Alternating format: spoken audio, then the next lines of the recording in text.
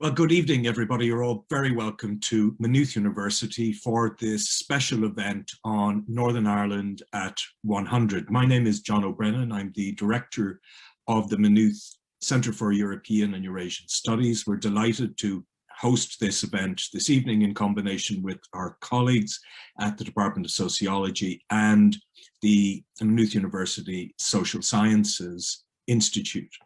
Before we introduce our speakers, just to say something about the work that we do, we began this semester with a really interesting session with the former BBC Newsnight host Gavin Esther, who was talking about his book on Brexit and what he projects to be the likely breakup of the United Kingdom in the years to come. And we're delighted this evening to give over the necessary time to discussion of the future of Northern Ireland with some very expert speakers. I have to say that when I was growing up, Belfast might as well have been Beirut for the lack of proximity to a conflict that was happening literally down the road from us. And more recently, there has been renewed talk of heightened speculation about a united Ireland, what such an Ireland might look like, what kind of political structures might be accommodated within it, and how it might give expression to British identities as well as Irish identities in this new constellation.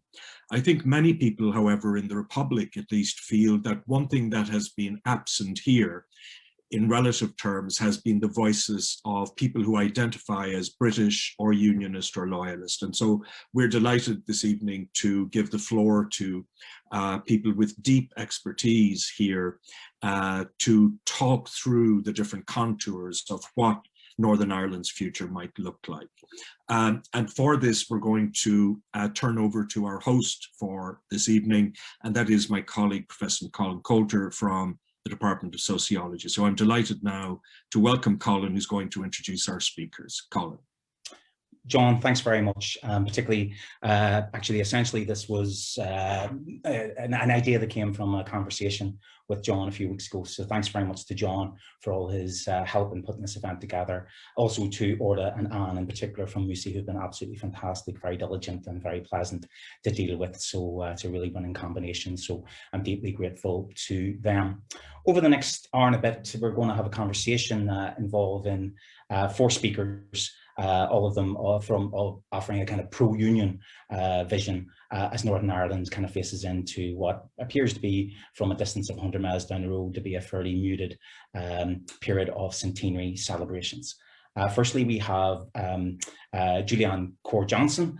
Julianne was, in the recent past, a Belfast City Councillor for the Progressive Unionist Party. She's now a youth empowerment officer working in the creative arts sector. So welcome to Julianne. Next we have Bran Dougherty. Bran is one of the organisers of the Londonderry Bands Forum.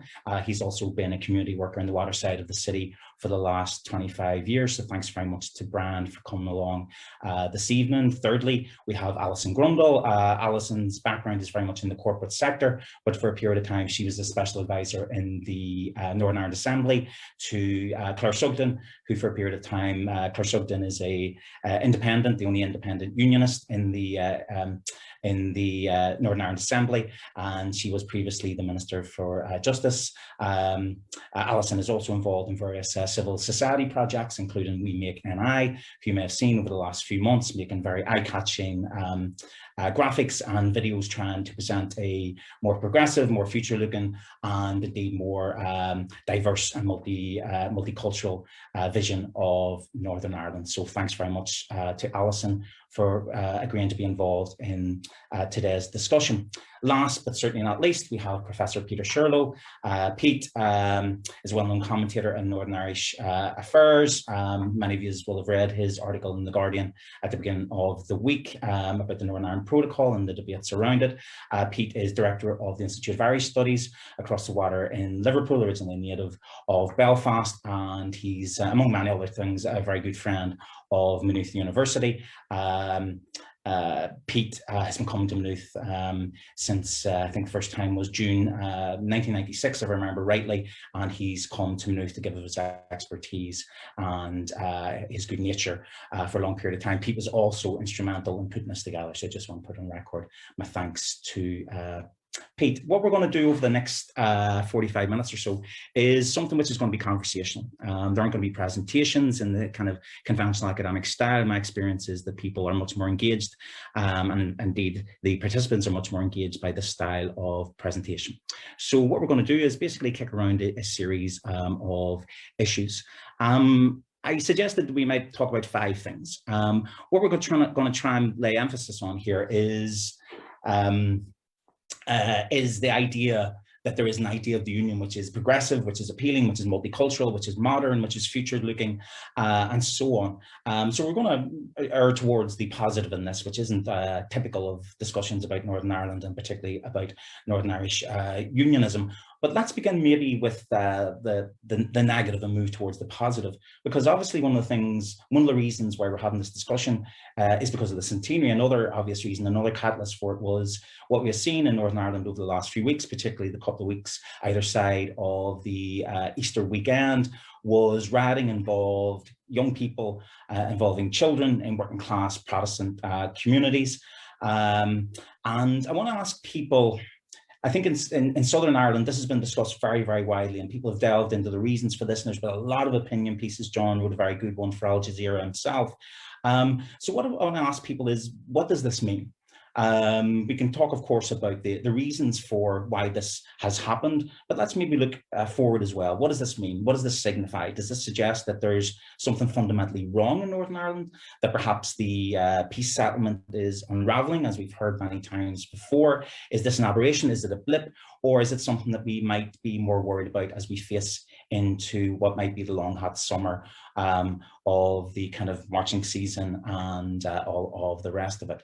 Could I maybe begin with Brian, because I think the images are quite often kind of have become associated with Lanark Way, but of course these disturbances began in your part of the world. They began in Derry stroke Londonderry, and then seemed to spread elsewhere. Brian, John, in your experience, you know, I mean, is this going to be an aberration? Is this a blip, or is this something really to be worried about? Well, I mean, I think after today's events has probably come to a head, but I think it's really important to know the kind of theories and the rationale behind why this violence kicked off have been well rehearsed, but I think it's still important, I think, to briefly kind of give them from our perspective, from my perspective. And I suppose as someone who works kind of on the ground with myself and my colleagues at the Londonderry Bands Forum and also the Northwest Cultural Partnership, we believe we've got quite a good handle on why they emerged and what the consequences might be, based on a major piece of research which we did with Pete at University of Liverpool, looking at Protestant attitudes within the Derry Strabane Council area, but also, probably more importantly, through speaking to the young people who were involved and also some of the community leaders there. And this didn't happen, you know, by accident, or it certainly didn't happen overnight. I mean, I trace it back to 2016 after the Brexit referendum, and how the whole narrative towards Northern Ireland, but also specifically to unionism, kind of became more aggressive around that time. I mean, we like to kind of create binary politics in Northern Ireland, and very quickly, despite the fact that many unionists did vote Remain, the unionist population, I think, were very quickly kind of categorized into the right-wing Little Englander nationalist mode, which didn't help. So for 4 years, this anti-British narrative has kind of been leading to a certain level of kind of low-level frustration within unionism. It may have manifested itself quite innocently initially in terms of more flags being flown and curbstones being painted, but I mean, 4 years later, that started to build up. You know, the narrative came from not only political opportunism, but from academia. I don't mind saying that. You know, the Irish government, the EU, and even Nancy Pelosi and the American government was weighing in towards the end of it. So naturally, the unionist population get very defensive very quickly. And then if you fast forward, I mean, and you look at how the actual protocol workings played out, and how it was chronically misled by the Westminster government, but also our own political unionism, then I mean it really added to the mix. Recently in Londonderry, for example, there was a major decision by our local Strabane council not to celebrate the centenary, and I know we're coming on to that maybe recently, but that was another ingredient that was thrown into the toxic mix. The Bobby Story decision with the PPS kind of was almost then the camel that, or the straw that broke the camel's back. But what we found out consistently and time again, and maybe it wasn't really recognised as much in commentary as it should have been. I mean, we found that the real reason, you know, the key reason, or one of the most important reasons, was that growing disconnect between marginalised loyalism and political unionism. And we see how that has played out recently. This civic unrest wasn't a reaction to any form of nationalism or any commentary towards the nationalist community within Londonderry. This was as much a cry of frustration towards our elected leadership, because what we're finding, and it was backed up by our research, I mean, I don't want to go into too many figures, but one key stat that came out just literally about a week before the rioting started was that during a household survey of 300 households in Protestant communities in Londonderry, we asked the question, how effective did they see their elected political representation? And only 19% said they saw it as effective or very effective. So, I mean, 1 in 5, those figures in one of the communities where the rioting started, it was as low as 10%.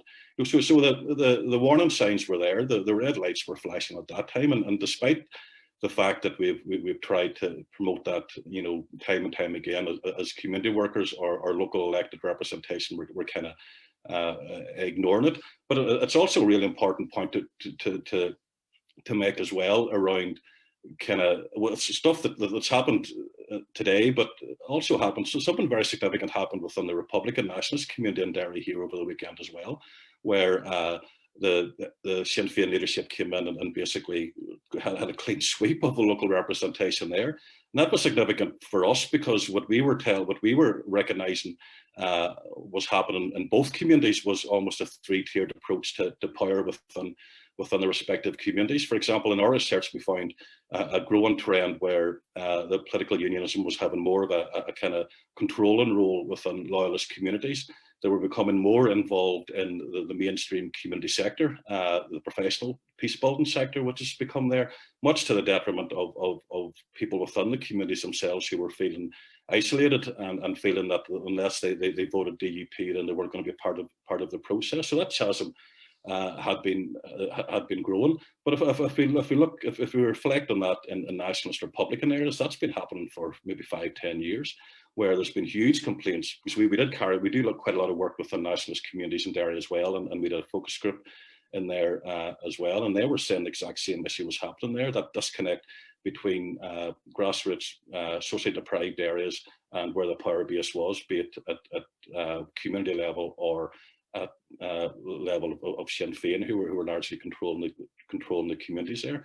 What we have to guard against, I suppose, going forward as a unionist community, is that we don't get to a point where that chasm becomes so extreme and those groups feel so peripheral that they resort to the same level of violence that we've seen within distant republicanism in Derry, where the levels of antisocial behaviour and higher level attacks in the community is much more prevalent. So we I suppose, going forward, and us as community workers need to guard against that and make sure that disparate chasm is somehow reconciled. I mean, it's a fascinating parallel you make, Brian, between what's happening to unionism, what's happened to republicanism in Derry, because obviously Sinn Féin had disastrous elections throughout 2019, but in Derry in particular, loss of 5 seats in Derry and Strabane. Alicia McCallion loses her seat by about 18,000 votes. Do you see, I mean, one of the things that Derry has become, very closely associated with is dissident republicanism. Do you see something parallel happening in working class Protestant communities? Do you think that's a possibility that a more dissident, more aggressive, more kind of paramilitary version of loyalism will be rekindled? Is that a prospect? Is that a danger? If it's allowed to continue, I mean, I suppose, I mean, given the work we've been doing and the conversations we've been having, and this is probably backed up as well by other sources. I mean, we've been given reassurances that none of the violence was orchestrated by loyalist paramilitaries in Londonderry. anyway, you know, but which, you know, in some ways makes it even more kind of alarming, you know. And I suppose what we also got to bear in mind is the context of where Londonderry is. I mean, the unionist community and Derry are very much a minority. And if you look at kind of, I mean, the peripherality, I mean, Derry has always felt peripheral to Belfast and Dublin, and it's felt peripheral to London. It feels even more peripheral to Brussels and Europe. And then if you're a minority community within that level of peripherality, then you really are in the periphery of the periphery in many senses. So you have a community there, you know, that has been feeling traditionally isolated. I mean, I grew up in the city. I've been there all my life. I'm over 50 now, and it's a very different dynamic being a unionist in a city like Londonderry. You know, so plus, as a result of that, I mean, traditionally, a lot of the loyalist paramilitary organisations in the city here would have taken a lead from other parts of Northern Ireland and North Antrim and other areas like that. It's very unusual for this type of violence to start in Derry. I mean, it started in the state where I worked in the mid-90s in Tullyally. And you know, and literally the domino effect came from the city, and that's highly unusual and highly alarming in many respects, and I suppose shows the seriousness going forward, and makes us all aware as community workers and civic leaders that you know, we can't take our eye off the ball here. We need to recognise first and foremost that this disconnect is there, and we need to be aware that you know, we have the mechanisms in place to make sure we don't get to the same level of distant Republican violence that we've seen, or the level of paramilitary activity that's happened in the city in years gone past. Yeah, and of course the peripherality that you're talking about is reflected in the coverage of the disturbances themselves. It's in my recollection of it, it's only really when those riots begin, fairly low scale in Sandy Road, that really the media really begin to pay attention to this. And of course, Derry doesn't have the same intricate and really kind of combustible sectarian geography that say Belfast has. Brian, really fascinating insights from Derry stroke Londonderry. If we could maybe bring things to Belfast, maybe, and I'll come back to you, Brian, a wee bit later. Julianne Court-Johnson, as I say, previously represented the Progressive Unionist Party on Belfast City Council. And Julianne, from perspective from Belfast, your take on what's happened over the last 4 or 5 weeks, working class Protestant areas, and also emphasising maybe the significance. And one thing that maybe Brian didn't touch upon was the issue of poverty. You know, the thing that's often said, you know, there isn't any rat in the Malone Road. You know, it's very predictable where these disturbances take place. What do you see as the significance of this? Should we be very concerned about it? Well, first, I just want to thank you for having me along this evening, and I want to thank John for his opening comments. I've been called many things over the years, but an expert speaker is a new one for me. So it's very much appreciated for this Ballysillen Millie, if you'd like, from North Belfast, that left school with 5 GCSEs to be an expert on anything. So thank you very much. You're very welcome. And I'm from the same neck of the woods. As it happens. Are you? Yeah, absolutely. Yeah, so it's particularly interesting to meet you. Okay, great, thank you.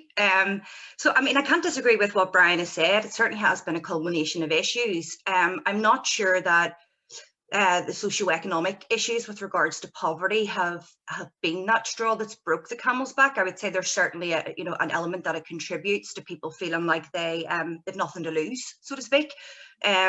But the issues, as Brian touched on, the Bobby Story funeral, you know, I think it's worth remembering that, you know, we're still going through a global pandemic, that people haven't perhaps been able to give the send off to their loved ones that they deserved, and they've seen their loved one pass, you know, through Skype or through Zoom, you know, in the most unconventional ways that we're used to, and obviously we know that here in Northern Ireland, you know, regardless of your background, we kind of have this culture of sending our loved ones off from home, you know, where we bring them home, their body home, and we spend some time grieving over their loss, but celebrating their life. And people have obviously been robbed of that through this pandemic. So there's a perception that, a growing perception that Sinn Féin is treated with kids' gloves, that it has special dispensation. And particularly this case where it was the lawmakers, and arguably from plenty of people's perspective, the lawbreakers. Obviously, the PPS decision adds to that weight of perception that there's two-tier policing, or arguably two-tier justice. The protocol also was a significant contribution. I mean, it's been bubbling for some time. I was surprised, Colin, that it hadn't erupted sooner, actually. And I remember commenting at the time when we had the Rangers 55 celebrations, thinking, well, if, you know, all of this anger that we're hearing about, if people really felt so passionately about the protocol in the same way they feel so passionate about celebrating Rangers, surely they'd be on the streets already. You know, and that was, I was quite confused by it, and I was surprised that it hadn't happened sooner. But I think the Bobby Story funeral then was the catalyst for that. It was just too much, and people took to the streets, which was promoted at the time as protest in a peaceful means, which subsequently became violent. You know, and obviously we have quite a significant history of, you know, there's multiple examples that we could look at throughout history where there's been goal-achieving acts of civil disobedience. Think of the Glasgow rent strikes, for example, you know, or I think it was clause 55 to do with disability discrimination in the States, and where we had those famous sit-downs.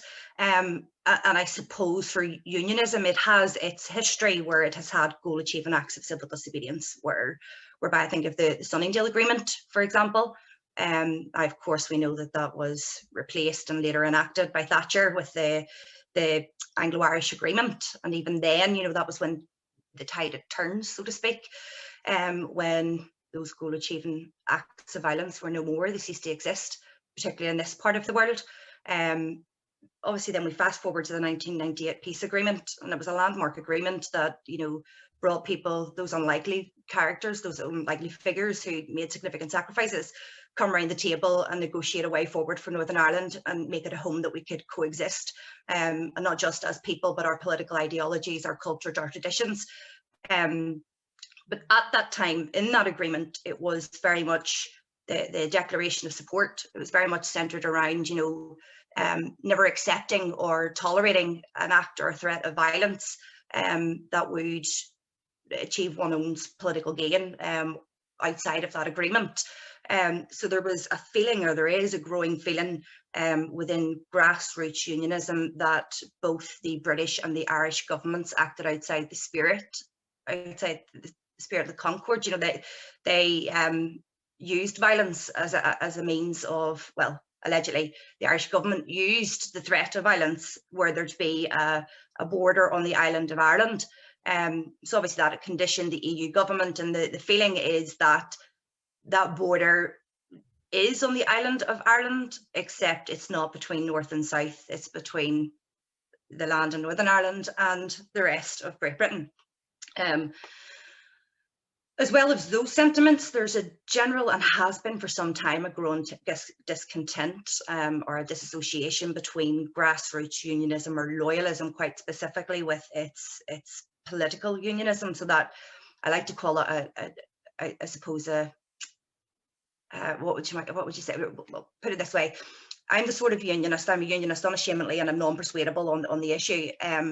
But how I measure Northern Ireland's success or its relationship within the union is based on the socio-economic wealth of its citizens, where a large number of people actually would consider the strength of the union based on the number of seats that those political unionist parties hold.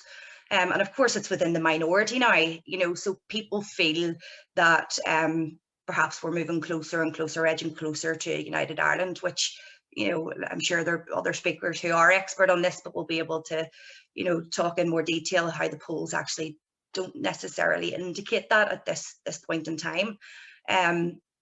But I feel that people feel that that peace agreement, that 98 peace agreement, was theirs. They felt that the mechanisms for consent, however you want to argue it. I mean, I look at the Good Friday Agreement and I see the mechanism consent on the issue of Northern Ireland's constitutional position within the union, or, you know, a United Ireland. I don't see the mechanism of consent in terms of what the UK government has done. The sovereignty remains the same. You know, we still have the Queen. But I for an awful lot of people. I would be within a minority view on this, Colin. You know, so I'm not representative of the wider community. I can only offer an analysis of what I have, you know, engaged in conversations with people, and those conversations that I've had, and the outcome of those conversations and how people are feeling. Is that they feel that they are further disenfranchised from their British identity, that they are further disenfranchised through the peace agreement. And you'll have seen it, and most people listening will have seen it and heard it, whereby people feel that the peace agreement was what it was for nationalism, and it was a settlement for unionism, and they feel that it's circling the drain. Political unionism is, but I don't feel that constitutional unionism is. And that's difficult to see that message come out through what's happening over the last 5 weeks and even beyond that. It's a very important distinction, because for unionists, for Trimble in particular, the idea of the Good Friday Agreement was that this was a line in the sand, that this was an outcome, this was a settlement, where Sinn Féin have always tried to sell it to the membership and to the wider Republican community as a process. I'm very interested in, one of the things I really would be interested, given, you know, your reference to North Belfast, Ballysillan and so on, because one of the places this conversation comes from is myself and John were both watching the same primetime special, and the principal of the school I went to, the Boys Model in North Belfast, is interviewed because, you know, one of the schools that's the catchment area where the ratting's happening is from. And one of the things that struck me in some of the coverage I read was how disrespectful people were towards those children, how mocking they were towards those children, about how references to how those children hadn't read the Northern Ireland Protocol, how, you know, one child somewhere in East Antrim said to a reporter that Bobby Story should be in jail. And these things were kind of packaged as, you know, something to laugh at what were, you know, many of them pre-pubescent children. Do you think this is going back to, because what you're saying really echoes what Brian is saying in a slightly different context, because obviously North Belfast is this sectarian cockpit in Northern Ireland. You know, do you think people need to talk differently? Because my own feeling is the disrespect with which people talk about working class Protestants is palpable. It sometimes feels like, you know, one of those forms of prejudice that you can get away with in polite company. Do you think that's something that needs to be challenged? I think the same could be said for any young person, to be quite honest, Colin. I mean, we're conditioned that way. 16-year-olds get their national insurance numbers and go out to work, but they work for a much lower rate of pay than what an adult does doing the same job. They go out at 16 years of age with their national insurance number, but they're not entitled to vote. You know, so there's this perception that young people are naive, that they're not educated, that they don't understand, but actually they're paying taxes, you know, at the age of 16, whether it's in a part-time job or what, you know, they're contributing to Northern Ireland's economy, and they don't have a stake.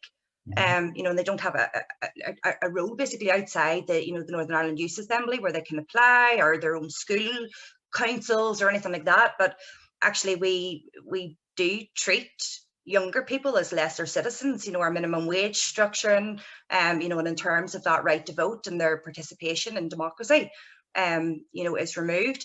Do I think that loyalism is constantly referred or made out to be knuckle draggers? Well, of course.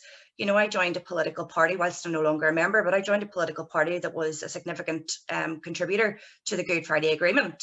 But in my time when I was elected, the first question I was asked the day that I was elected was, Julianne, from flag protests to the political wing of the UVF, what brought you to the door of the Progressive Unionist Party? Now, there I was, a 26-year-old woman, the first female unionist to represent that area at council, and I was the first lesbian unionist elected also. So there's a bias there. Rather than asking what I could contribute to the future, the conversation was about me answering for other people's pasts and inheriting this baggage of the past. And I think that there's this perception that the young people within our community don't really know their culture. They're not educated. They don't know anything about the union, that it's all just about flags and working territory and burning wood on the 11th of July and getting drunk. You know, actually, I find the opposite. Yes, don't get me wrong. There is marking out of territory. There are young people that engage in bonfires and antisocial behaviour and are just there for the crack and don't care about the culture or the commemoration. But the young people that I speak with, or that I'm out, you know, I tour around the bonfires in North Belfast with some excellent examples. But the young people that are there are engaging and learning the lambic drum. They're out there, they're actually giving presentations on their history, and they're offering up an analysis from their eyes, post-agreement, and looking to contribute to the future of Northern Ireland, which is their home. Everything that we do today, these conversations now are paving the way, for the younger generation coming up, but we often exclude them. And I go back to that national minimum wage and that they don't have the right to vote. We treat them as lesser citizens. We'll take their money if they're contributing through tax, but we won't allow them to vote. So I think that we have a general problem with how we treat young people, but is there bias when it comes to loyalist young people? It's the same within republicanism. It's not just a unique issue specific to to loyalism or unionism. And I think that that's when we need to take the blinkers off and realize actually we're constantly looking for people to blame rather than recognizing that it is their home too. They have something to contribute and they should be listened to. And that's the problem. Minorities are underrepresented in Northern Ireland in general. Absolutely, thanks very much, Alison. And just as you were talking, it just reminded me. It seemed during the crisis down here in the south, during the global crash, it really seemed like a whole generation of young people were being shown the door, were being shown out of the country, and of course, an awful lot of very young people have enlisted to go and fight rich people's wars. All of these issues. Julian, we'll come back to you in a few minutes. Thanks very much. Really fascinating insights there. I bring in Alison. Alison, I believe you're, I think you're from Coleraine. Your perspective on the recent trouble, its significance, its how people have talked about it, how we should talk about it differently, what it says about our near future. Yeah, as you say, I mean, I'm actually outside Coleraine in a very rural area, and what Julianne and Brian have described, who would be much closer to this on the ground than I would be, I think they've given very comprehensive responses. What I see here is very much defiance. The concept of two-tier policing seems to be very much taking the lead as the issue here, being let down by leaders. And I say a real growing defiance on the general point around the violence in general. For me, I think this goes back probably to 2010, to the introduction of austerity policies by what was originally the Lib Dem, let's call it the Condem government, and that has actually fed a growing sense of being left behind within working class loyalist communities. And in some ways, I find this very interesting. Some work that Pete and I were doing together, some of the ideas that were coming through from young people from Republican areas was that poverty didn't exist within their communities any longer, that Sinn Féin had fixed it.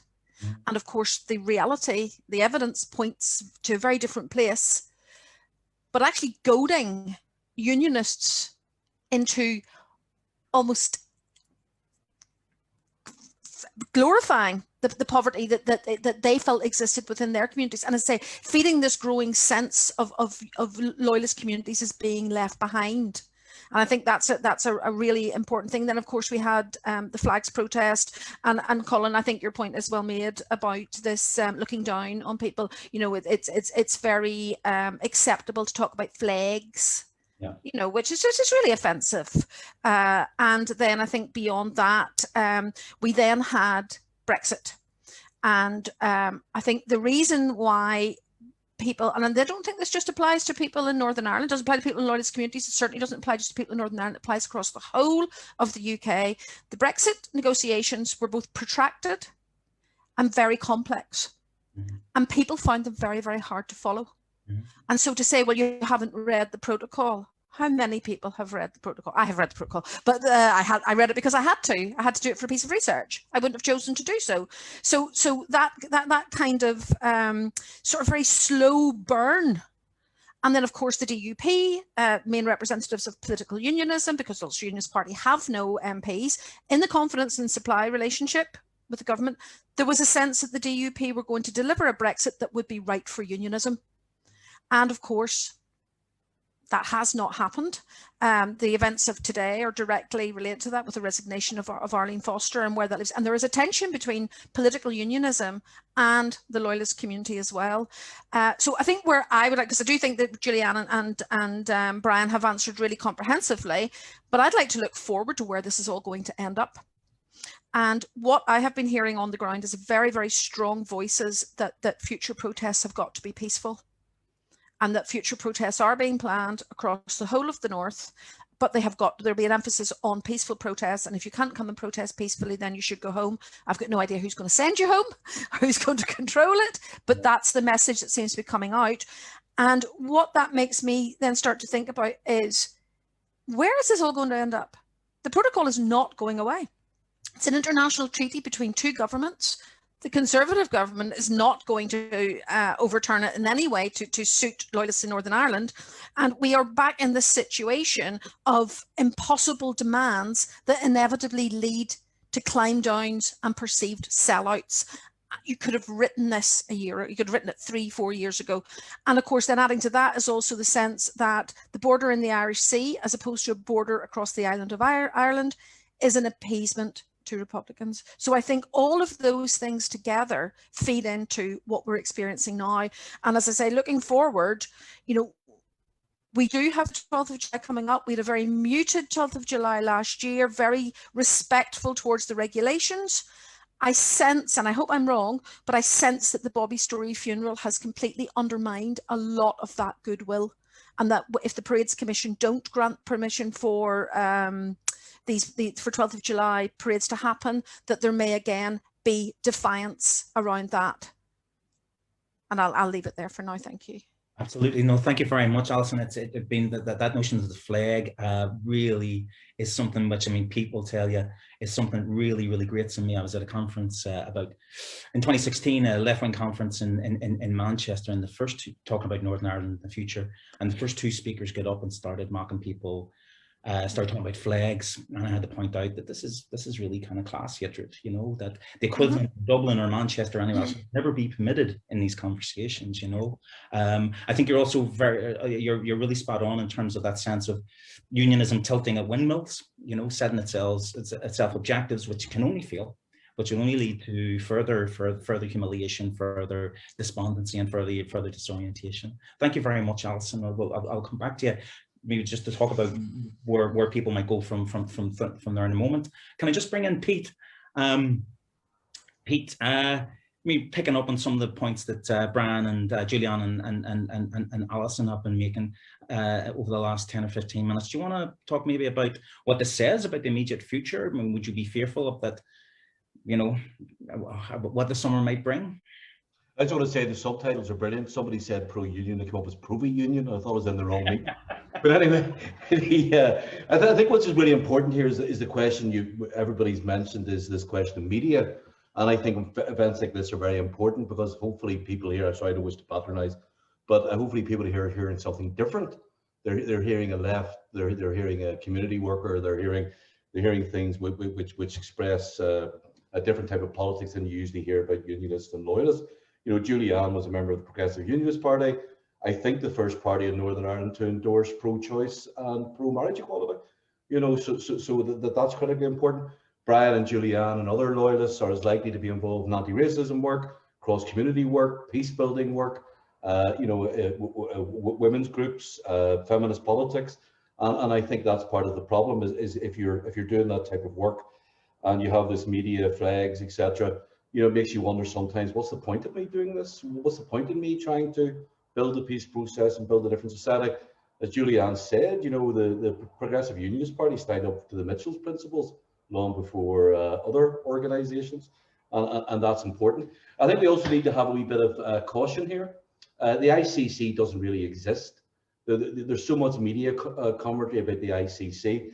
From what I've heard, when members of the ICC were encouraged to bring muscle on the street, they said no. And actually, I'm going to post something here in the chat, which we can have a look at.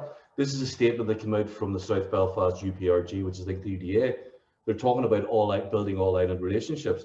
They're talking about pluralism. They're talking about identity and cultures working together to build a better society. So if we don't have a voice for that type of politics and that type of identity, then we're doing a disservice. So this is why this is important.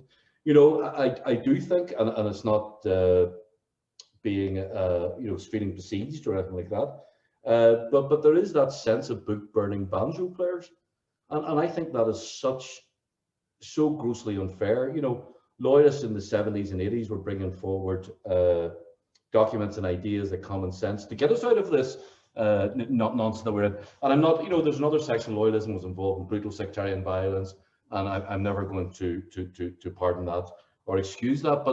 But there's this process where it's all forgotten that loyalists made this contribution to the peace process. They did a lot of the heavy lifting, and in many ways became affected by that. I suppose one of the things to think about here, and I'm a Remainer, and I'm not a Brexiteer in any shape, form or fashion, but could you imagine if somebody put the protocol border down the Shannon and people in Connaught were told all of a sudden they ring an office in Dublin, or they ring a manufacturer in Dublin and say, I need flower seeds, and they go, oh, we don't trade with Connaught anymore.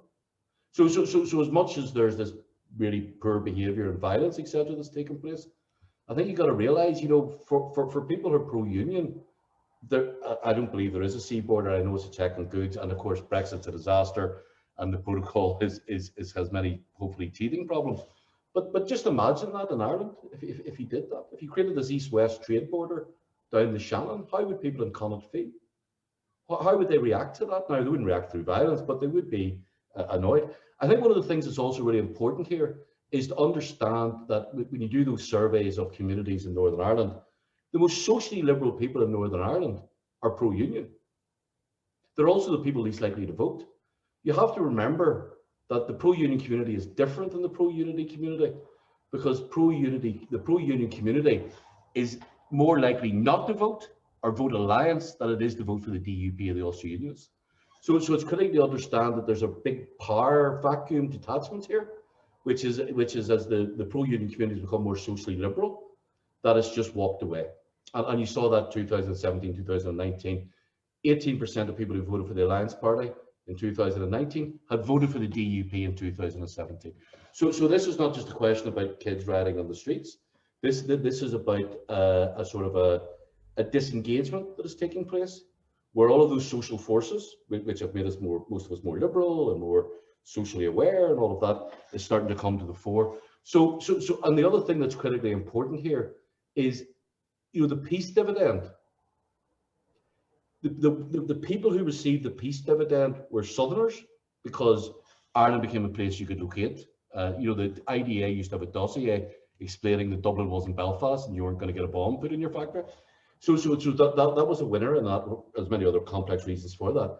And the middle classes in Northern Ireland, who are one of the most subsidised middle classes in Europe. Absolutely. Grammar school system. You know, the one of the most horrendous things you can ever have in your life is going to a dinner party and men and women my age are talking about how wonderful their school days were when they went to grammar school. You know, you've got a very subsidised middle class who show no civic leadership. Sorry, that's a bit unfair. Who generally show no civic leadership, who look down their noses at people. And that process, as there's been growth in Catholic social mobility, is starting to appear as well. That at the fundamental point in all of this, whether it's identity politics or otherwise, Colin, is class. These are class tensions and class issues. So ironically, and I'll finish on this, the communities which bore the brunt of conflict are those which have received least of the benefits. Yeah. And we've rebuilt the economy of Belfast. It's now one of the fastest growing software economies in Europe, and these people are left behind. And this is another thing about the ideology of how this place operates. 70 of the most 100 deprived places in Northern Ireland are Catholic. 12 are mixed, and 18 are Protestant, or 28 are Protestant. But we have this constant reference in the media about Protestant marginalization. It's marginalization. I don't want to use those labels, Catholic and Protestant. But there's been a way in which this fiction and this lack of leadership and this lack of accountability has created this idea of a community that has fallen through the floor. Like, people are shocked to you when you say Protestant communities have community groups, that you do anti-racism work. People don't believe you. You know, so it's the disengagement from imperial fact. It's class, identity, and obviously coming out of a pretty nasty conflict. Absolutely. Absolutely, and you know, this is something obviously I very, very strongly agree with you. One of the many disappointments of the last week or so has been, I mean, the Trussell Trust, one of the principal bodies kind of, you know, dispensing and kind of monitoring food banks across the UK. 2 years ago, there were 45,000 3-day emergency food parcels distributed in Northern Ireland. It was 78,000 in the last 12-month period. I mean, where it was mentioned on BBC Northern Ireland, that should be a front page issue. Right? That should have been a front page issue every day since that data was released, but it sank. It's really sank. Can I actually maybe come back to you, Pete, and work back through the contributors? Because one of the words that's come up so many times in all of this is disconnect. And one of the disconnects is something that you mentioned there, which is between pro-union and unionism. Because one of the things that we know, it's been discussed very, very widely the last 2-3 years, is that there's a very substantial number of people, especially younger people, who don't recognize themselves in the kind of ethno-national binary of unionism and nationalism. What's often forgotten is that those people are disproportionately from unionist backgrounds, you know. So how is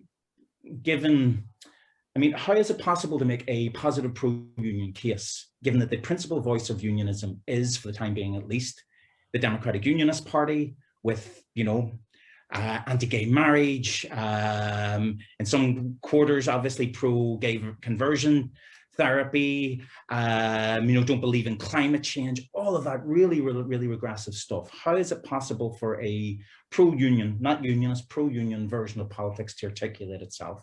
And what would that look like?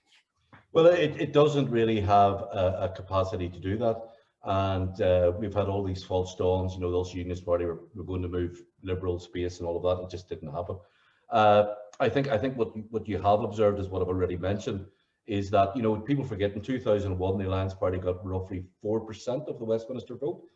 2019, close to 20%. Mm-hmm. So people are obviously moving in that direction. And even where Brian's from, you know, up in Derry, you know, the Alliance Party have won council seats, etc. So it's an interesting sort of shift.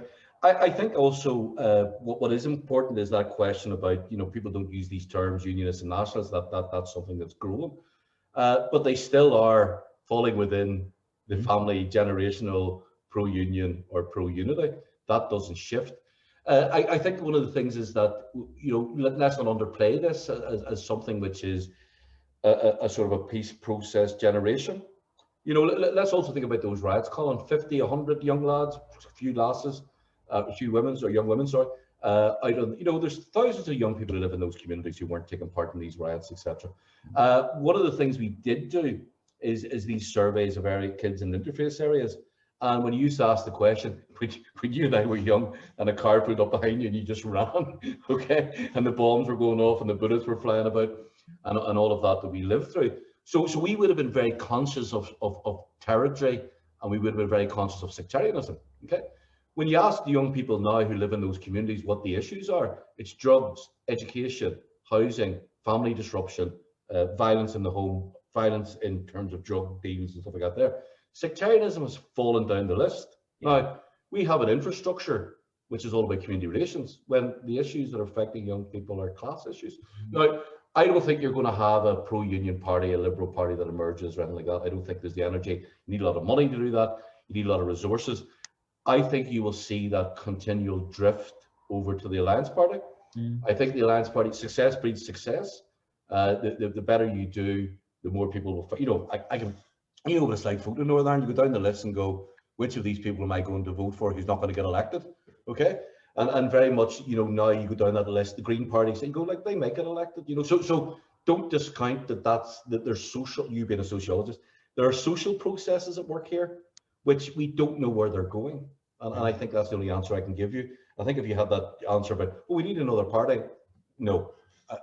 I think people are going to move into the left or environmental politics, or they'll move towards the Alliance Party. That trend's already started, you know. Perfect. Thanks very much, Pete. Can I come back to Allison, maybe? I'm just picking up on some of the issues that Pete is talking about there. I mean, what for you? I mean, obviously you're involved in We Make NI, which is which is obviously very much about, you know, emphasizing the positive about Northern Ireland, and some of the others have been very, very eye-catching, and particularly the emphasis on kind of immigrant communities. For example, you know, what does a positive vision of the union mean for you? And is it something that can only exist outside of party politics? It's an interesting question, because I fit perfectly your description of the person who did not identify as a unionist, but came from, well, I was brought up as a Protestant.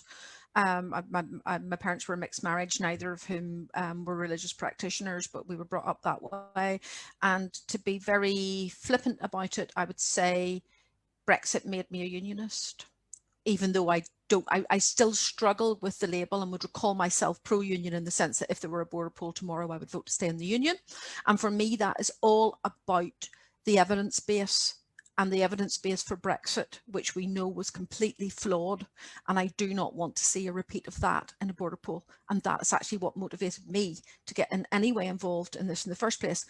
We Make NI, for me, I'm not the only person involved in it, but We Make NI for me came from a place of frustration, where I was sick to the back teeth of listening to the place that I grew up in, left for economic reasons, and returned to make my life in, described as a failed state and a basket case economy. Because I am also one of those now middle class people who did very well out of it. And for me, you know, Pete talked about the, you know, the growing new economy. You know, we came from a place where I think we had something like a third of our retail space was bombed during the conflict, where there sorry? Quarter, yeah. A quarter of it was bombed, you know, and there was no dedicated attempt to rebuild the economy post Good Friday Agreement. And we have reached a place now whereby we're actually doing very well in a lot of areas, but there is that sense of people being left behind too. And you know, your statistics from the Trussell Trust are just horrifying. And I think that what we are increasingly seeing is a situation whereby we are, there is a binary in Northern Ireland. Sorry, I'm just moving a cat out of the way. She can open the door. And what we have is the people who are doing well and the people who are not. And it's not necessarily about green and orange politics any longer. And as Brian said at the start of this, you know, the recent violence is not about nationalism versus unionism. Sorry, it's you know, and I think he is absolutely right in that, and that what we are seeing increasingly is this divide and this sense of people. You used the word I think everybody else has as well, about being disconnected. And but beyond that, you know, what we are seeing as well is a sense that there are two communities and only two communities in Northern Ireland, and that is not true. You know, we are a diverse society now, in as much as Ireland is a diverse society. You know, we have a large Eastern European population. We have long had a large Chinese and Indian community, and then beyond that, every other nationality under the sun.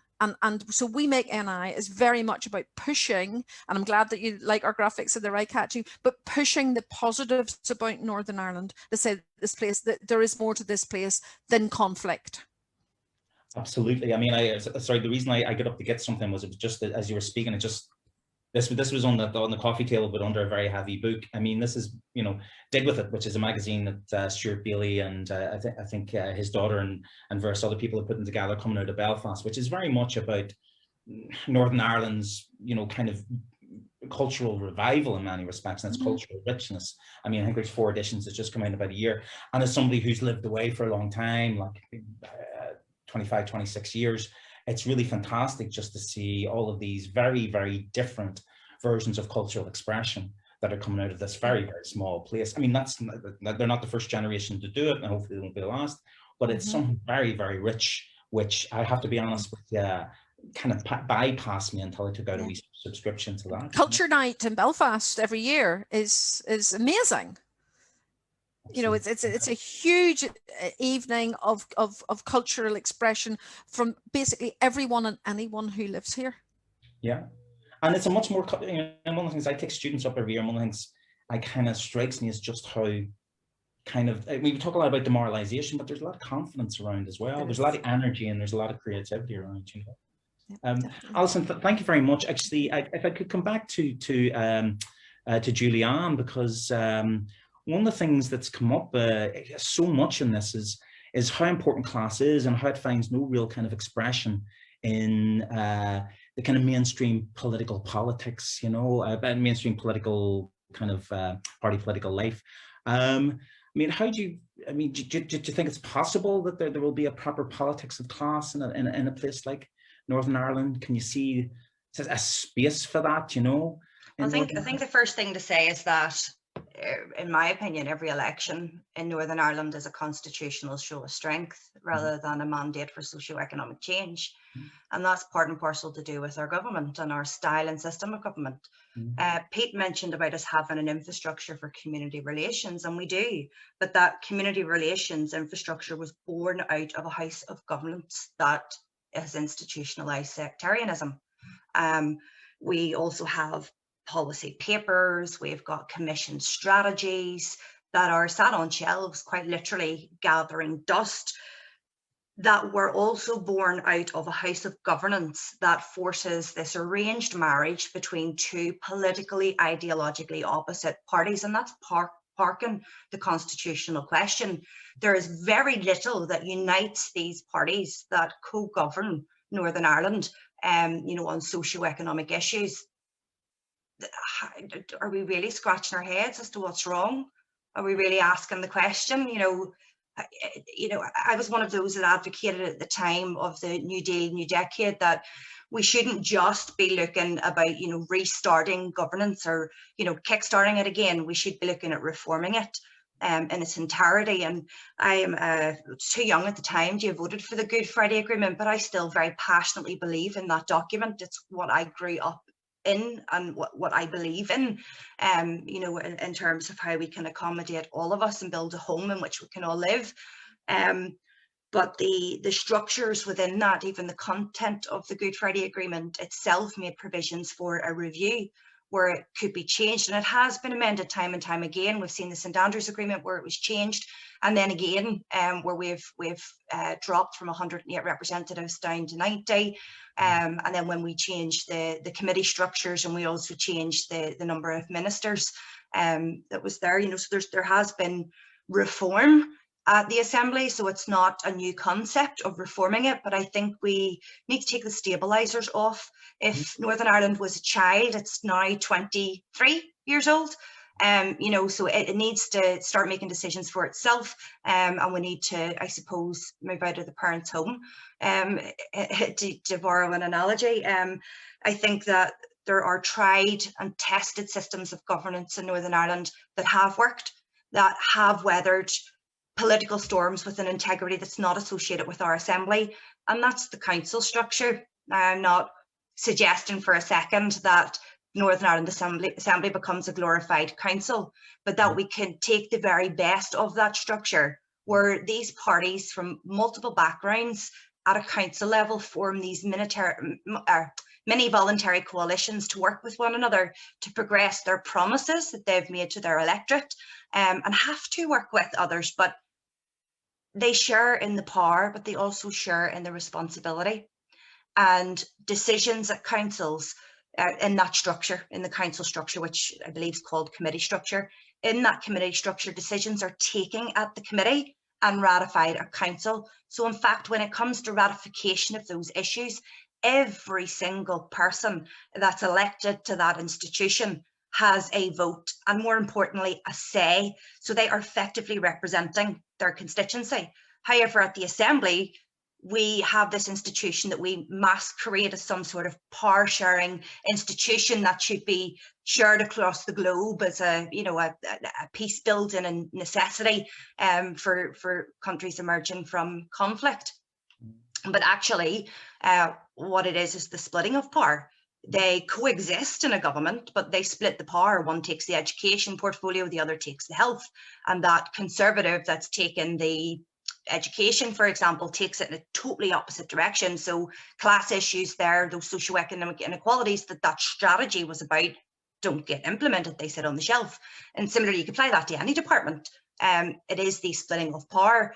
And as I said, it's institutionalised sectarianism to the point that every election in Northern Ireland is a constitutional show of strength. When people go out over the door, particularly within working class unionist areas, and I'm sure it's the same, I can't speak from experience, but I'm sure it is the same, that it's not a unique problem, that they go out to vote to keep the other one out. But there's been a step change within unionism, and I am very eager for the 2022 election to see what happens. I genuinely believe we will have the first government that does not have a unionist first or deputy first minister, and I do believe that that's people power in action. People are rejecting the politics of fear and division and instead opting for the politics of hope and ambition, and that's authentic. That's something that's happened over time, and I do believe that we'll see an escalation of that in this next election. And you know, they say once is chance, twice a coincidence, but 3 times a pattern. And on 4 elections now, unionism has lost its majority. But again, I want to stress that's political unionism that's losing its grip, not constitutional unionism. I do believe that the union is secure for quite a while yet. Well, that's something I want to come back to very, very shortly. I mean, so many interesting things in what you're saying there, Julianne. Of course, one of the things that Pete has been saying for several years now has been, yes, the unionist kind of vote is in decline, but the nationalist vote has been going through a kind of similar pattern. That idea of the Good Friday Agreement having become that was meant to free us from those divisions, of course, has ended up as a straitjacket, kind of, you know, that's kind of locked us into those divisions. Why is it that only certain votes had to be majorities of nationalists and unionists? Why not a majority of others in a society where 35, 40, sometimes 50% of people say that they are neither? Really, really interesting things. I think particularly things somebody might want to come back to is I think a lot of people assume that a unionist will not be first minister, but it's the first time I've heard anybody say that a unionist won't be deputy first minister. I don't believe it. I don't want to pull an Alex Kane and say I'll eat my hat, but you know, it's tempting. I do genuinely believe they're not coming back as deputy first minister either. Thank you very much, Julianne. I'll go back to you in a wee minute about something else. Brian, actually, before I bring Brian in, John, were you wanting to say something to me there?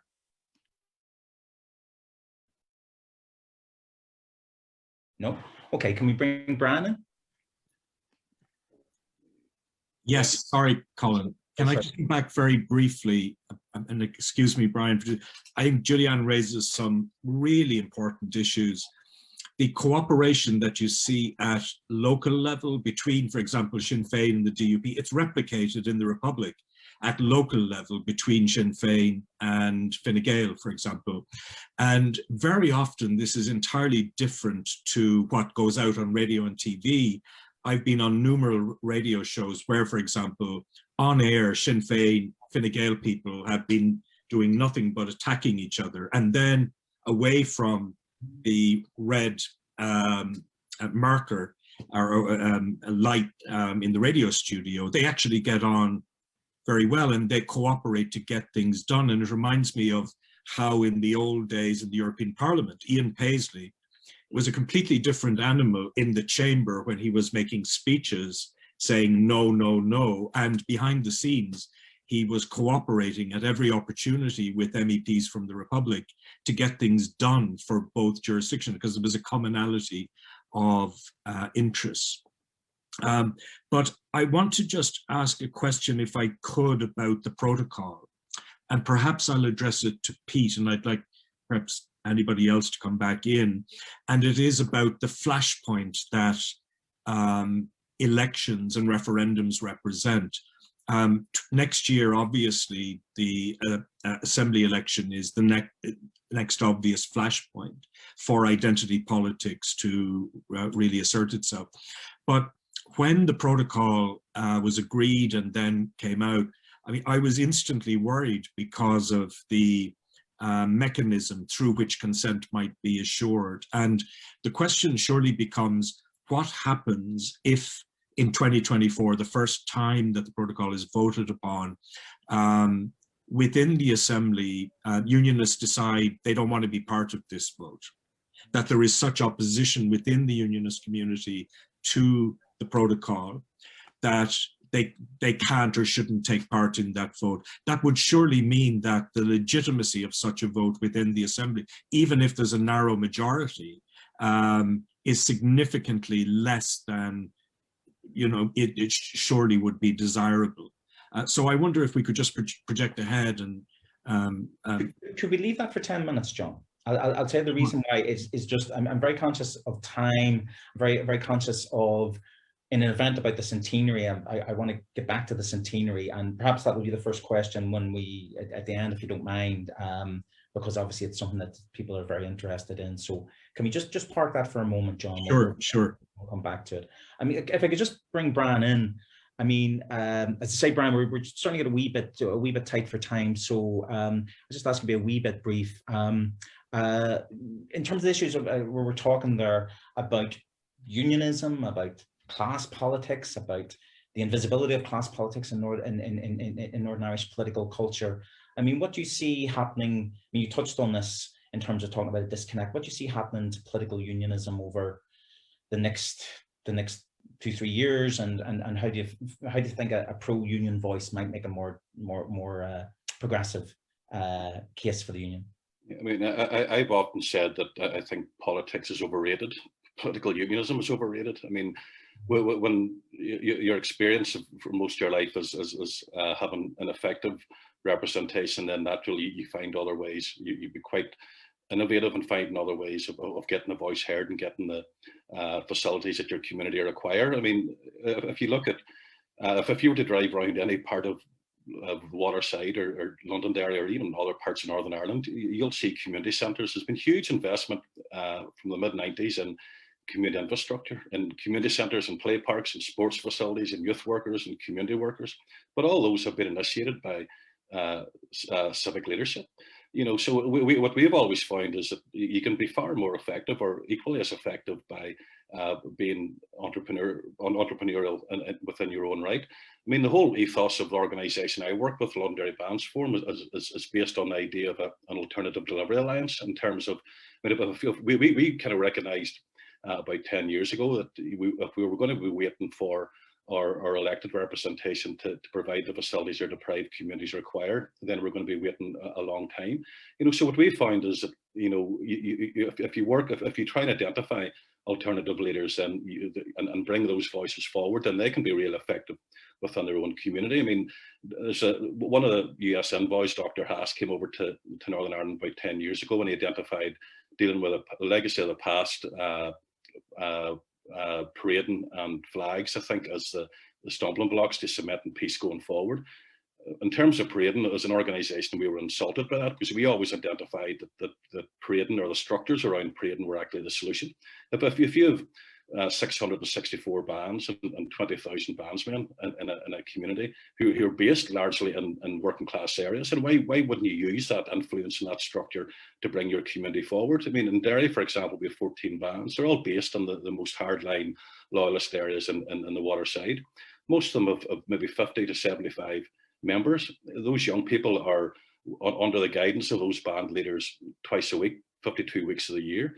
I mean, the local youth club wouldn't have that level of influence. So what we recognised very early was that we need to get those young people, the band leaders themselves, to identify themselves as leaders and step up to the plate and bring their communities forward. And going forward, I mean, you look at us, so you look at all the progress that's happened within working class loyalist areas, it's coming from the community sector. And I know, obviously, we might not have the same level of influence in terms of determining policy, but we get access as an organisation to the administrative structures at the highest level. We have been in numerous calls with the Secretary of State in the last 3 or 4 weeks. He's come to our organisation in the Sola Centre in Brady and Newgate and in the Fountain. We have regular calls with the Northern Ireland office, regular calls with the Department of Foreign Affairs. So if you're willing to park your ego and willing to get away from this kind of elected political power base, then you can make an influence if you're in it for the right reasons, and that's to try and encourage development and deal with issues within your community, the type of issues that Pete referred to earlier on, which are the key issues around mental health, employment, isolation, you know, educational entertainment.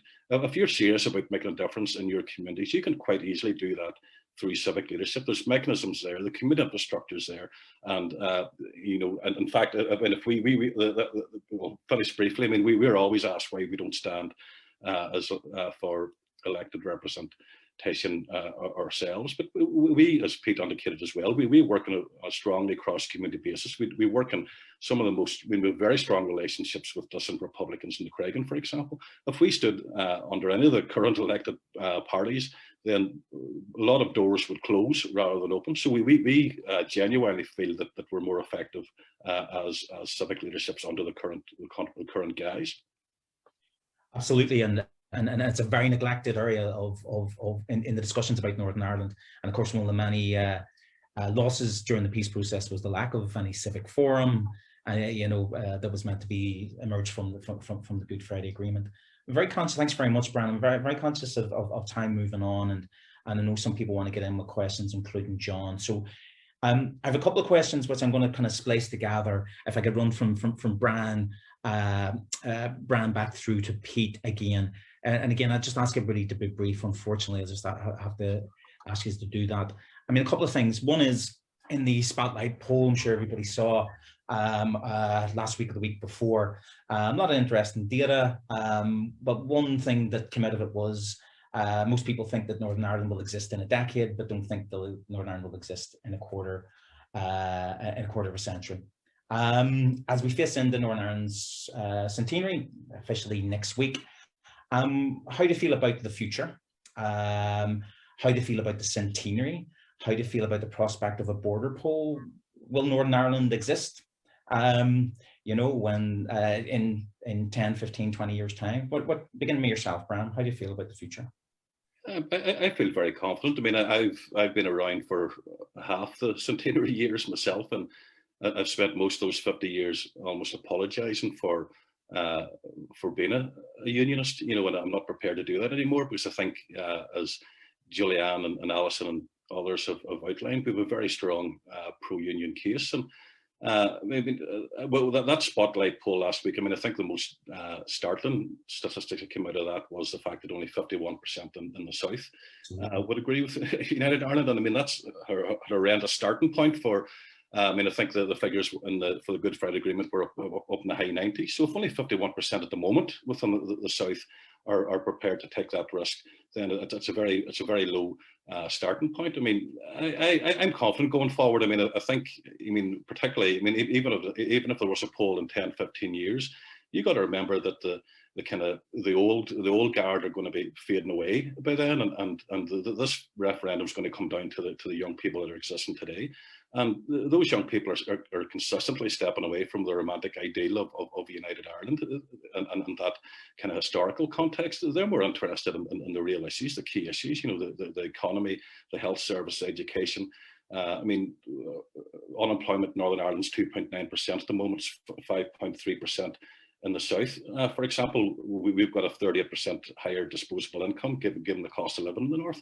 Young people are aware of that. That's what matters. You know, when push comes to shove, and it might seem a bit kind of cynical, but generally people will reflect on kind of how this is going to impact on their lives going forward, the quality of their lives going forward, and the quality of their children's lives going forward. And at the moment, why would you leave the safety net of the seventh highest economy in the world to go into the 34th? And as we look into the future, those are the issues that people will vote on.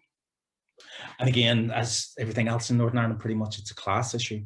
I mean, that very, you know, Pete described it very well, that very comfortable middle class, which is, of course, now a Catholic middle class as well. You know, would they swap the security of all those state jobs and this heavily subsidized lifestyle for something that may not turn out to be that? But that, of course, remains to be seen. Brian, thanks very much. We'll come back to you in the question and answer session in about 5 minutes' time. Bring in Julianne again. How do you feel about the centenary? How do you feel about the immediate future of Northern Ireland?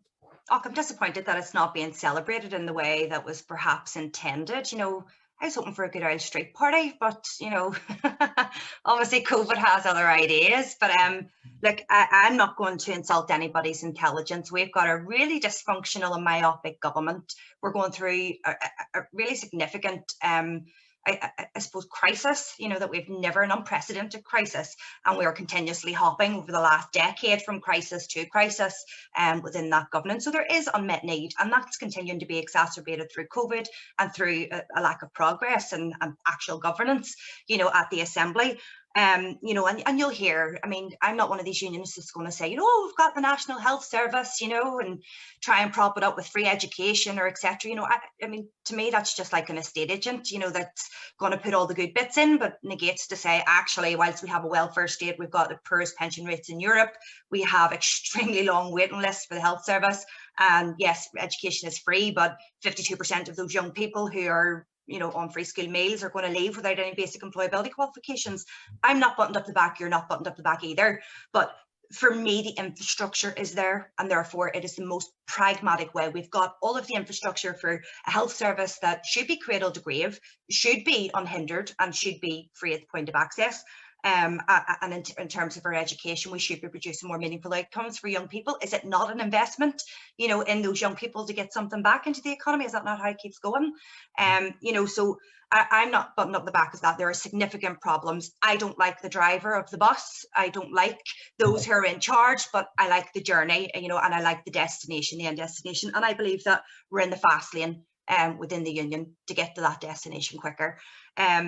I want Northern Ireland, and I have this unwavering belief that Northern Ireland has the potential, and that's becoming more, it's being realised more and more every day with, you know, the growth in our film industry, you know, and fintech, etc. But I believe that there is very strong possibility that Northern Ireland could be in the future that I want to see, renowned as a hub for hope and ambition, rather than what it's renowned for, its peace walls and the fear and division. Absolutely, and I mean, people will have seen the wee poster for this event, and we very deliberately, I talked to John and Pete about it, and we very deliberately agreed to you know, the image would be not the Lanark Way, it would be an image of the Northern Ireland women's football team, who of course have qualified first time ever to the Euros, and you know, very powerful moment, very joyous moment, you know, great to see it broadcast live on BBC Two, you know, but very much a moment, you know, which, I mean, hopefully the men's team obviously has been controversial over the years, but hopefully this is something that'll be very interesting to watch, you know, how people south of the border respond to this next year, you know. Julianne, thank you very much. If I can bring Alison in. Alison, your feelings on the immediate future, Northern Ireland's future. Does Northern Ireland have a future, the centenary?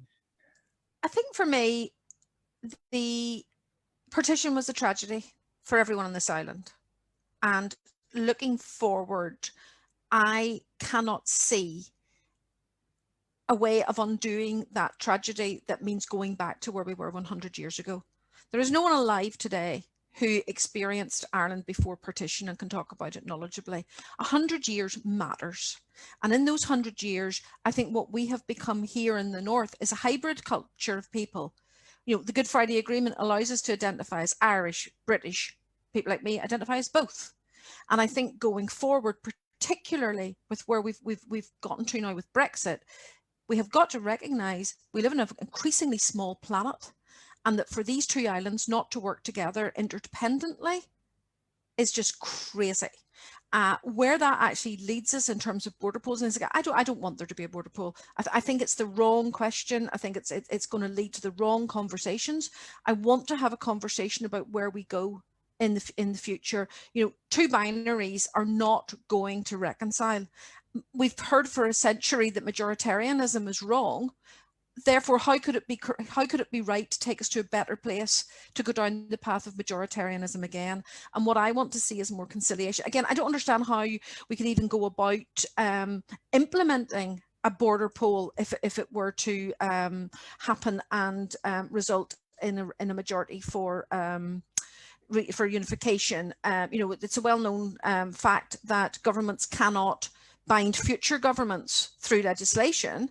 So, you know, how would the promises be made and implemented? And it's a place I don't want to go to. I want to go to a positive place, as I say, whereby the two islands look at how we could move forward together. If that ends up with some amendment to the Good Friday Agreement or another bilateral treaty or something of that nature, I would be very, very comfortable with that. But for me, conversations about a border pool and about a United Ireland are a distraction. Brian made the point, 51% of people in the South wanted the United Ireland. We don't even have a clear way forward. In the same way that there's no one-size-fits-all unionism, there's no one-size-fits-all nationalism on this question. Are we talking about a new Ireland in which everything's going to be swept away and a completely new state built? Or are we talking about tacking 6 counties onto the existing constitution? I've been following some of the debates that have been happening. And I think one of the things that's really been interesting since Brexit is how the debate has actually happened, not just in the north about a border pool, but also in the south. And there are people who are saying, no, a new anthem won't be on the table. No, a new flag won't be on the table. And other people who are saying, well, this will be the catalyst to create a whole new society. And I mean, to those people in particular, I would say, build it and we will come. If it is that good, build it in the 26 that you've got control over. The arguments will be irrefutable. If the society that you are trying to project onto people in Northern Ireland, you can actually build. But I don't want to go down that path fundamentally. Thank you very much, Alison. It's a very interesting point. It's something that I often make with students. I don't think people realise quite that people often talk about the adjustments that Northern unionists or pro-union people in Northern Ireland need to make. I don't think people realise quite the journey that they might have to embark upon if this is the political future, if a 32-county republic is the political future. Can we finish with Pete? Alison, very much advocating interdependency. I know that's something you've been writing about recently. How do you see Northern Ireland over the next generation? Is there another generation in Northern Ireland? How do you feel about the centenary?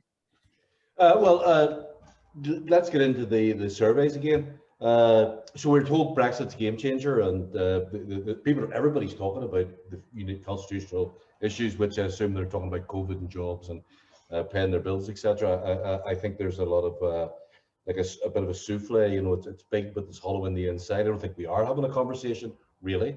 I think we're having something that's very rhetorical or something that's paying lip service to the whole constitutional question. So let's go back to the surveys. 2017 Ipsos Mori, 2018 Queen's University, 2019 Liverpool University, and 2020 Life and Time survey. Throughout that whole Brexit period, it's roughly stayed at 65% for the union and 25% for unity. So even going back to the evidence, why are we saying that this is changing? The point you made earlier on, Colin, it's not just unionism that's declined electorally, so has nationalism and republicanism in terms of the elections. One of the things that's also important is, let's not just think about pro-unionism and pro-unity as a green and orange issue. It is predominantly that, by background and birth and all of that. But around 20% of the Catholic population in the surveys wish to remain in the union. The equivalent the other way is about 5% of Protestants. So the other thing we know is from our surveys and census work, our small but important immigrant community are very pro-union as well, or wish to remain in the union. So I think we need to step back and look at that data and see what it's telling us. Now, that could change very quickly. And even though I'm from a pro-union background, if I did a survey in 2 or 3 years' time and I showed the direction of travel is going in a different way, I would come out in the public square and say, well, obviously this is going in a different direction now. We need to have that conversation. Centenary, which state really wants to celebrate its last 100 years? Give me an example. Give me an example of any state that wants to do that. And I think also, it's Alison's point about 100 years. I was born in 1965. I know I look younger, but I was born in 1965. Like, I'm not responsible for the unionist state.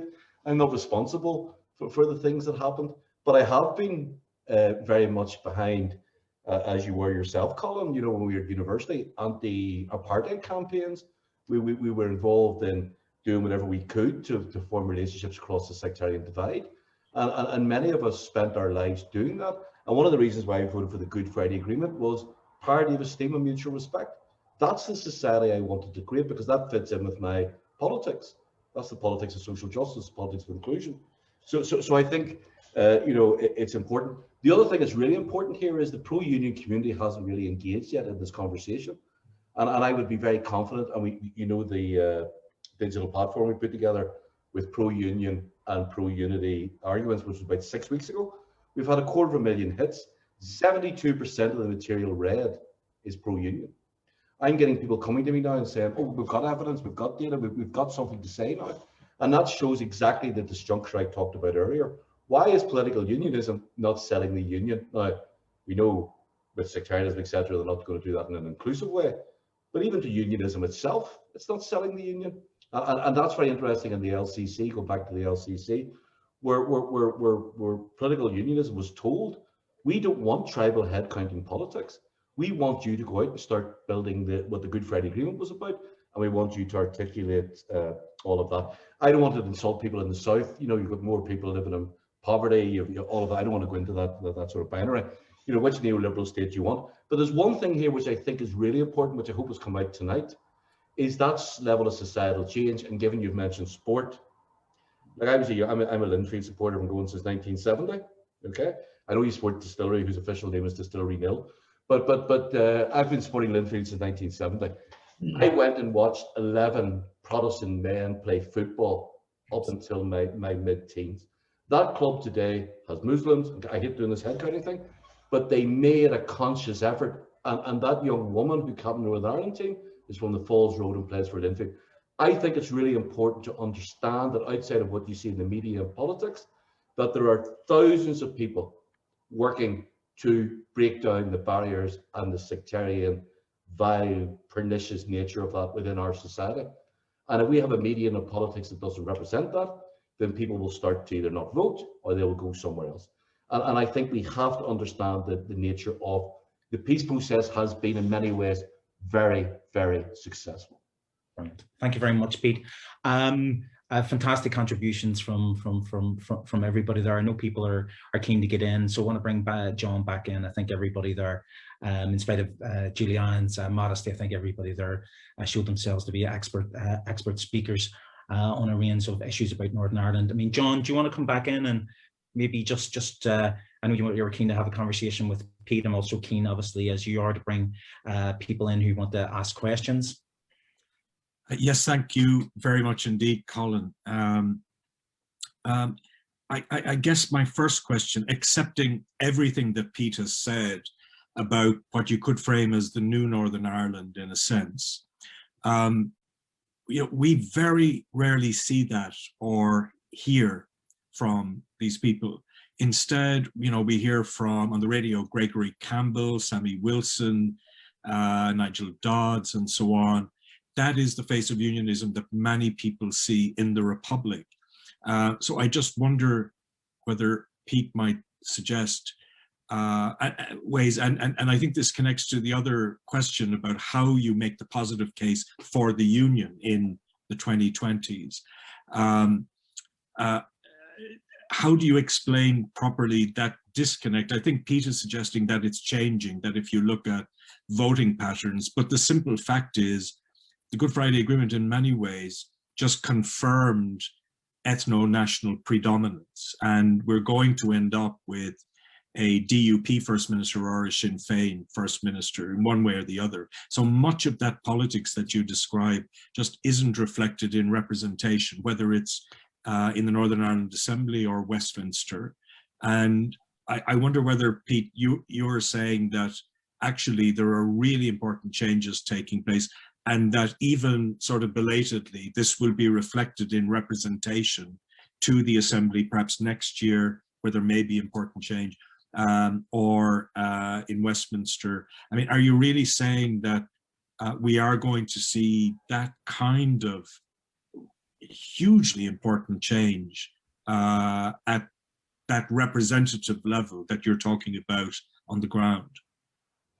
I think we see it in different ways. Part of the problematic is, I'm sort of like a broken record here, it's exactly what you said, John. It's not getting a space in terms of media. It's not getting a space in terms of what you hear in your airwaves. So the sloppy, weary tropes of unionism are the ones that are popular and easy for an audience to digest. And in many ways, you wonder the motivation of media when it does know. I'll give you an example. Lochbricklin Primary School a few years ago won a prize, I think after the Nobel Prize is the top peace prize in the world. It was the third or third or fourth most prestigious peace prize in the world. And the school got like 80 grand, and they got like a little pennant of the school symbol made out of a diamond or something like that, whatever it was. And I couldn't get anybody in the media to cover that story. Okay. During the riots in Clune Place, roughly 10, 15, 20 years ago, women's groups had come together. During the riots, they were ringing each other. They brought out a little booklet about what was it like living in East Belfast, working class communities. And when they sat down, it was constitutional identity politics. And they said, we don't want to write this. You know, domestic, intimate partner violence. We want to write about, I have a kid who's got Asperger's and the lack of services. So they brought out this brilliant booklet where they spoke together. You know, this is part of the Loyalists Learning Irish and all of this. So this really successful scheme. During the riots, that got a 2-inch column in page 18 of the Belfast Telegraph. Okay, so we have a conflict journalism, which has this thing. Whether it expresses itself politically, I think it is actually a very strong bulwark now against what's happening in society. I think the things that have changed now, that you hang out with people. When I first went to university, sorry, Colin's heard this boring story before, me and a friend from unionist backgrounds, Students' Union president elections, and I said to him, or he said to me, who are we going to vote for, Grady or Rainey? And a friend who was from Lurgan, Republican, said, I think you mean Grania and Anya.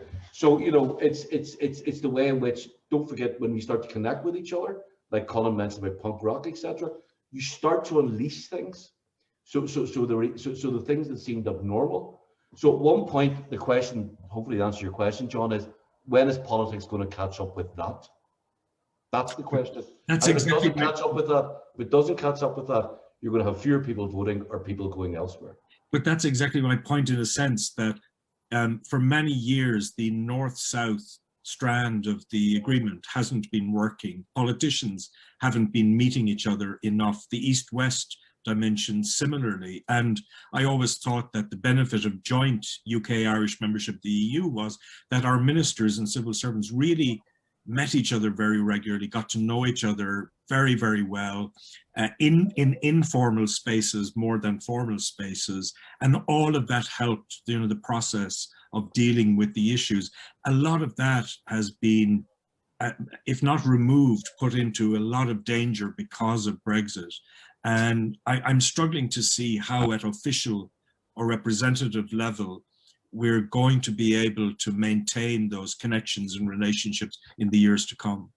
I think that only happen whenever these politicians start to lose seats and they start to realize that.